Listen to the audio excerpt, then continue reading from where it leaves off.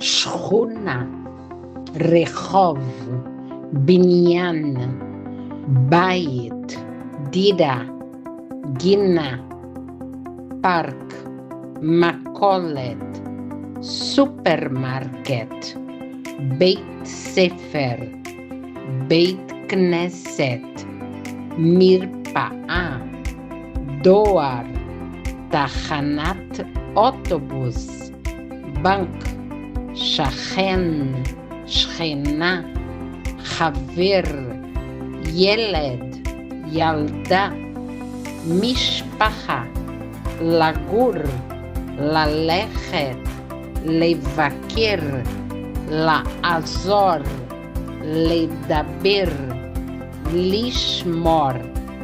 אני גרה בשכונה הזאת.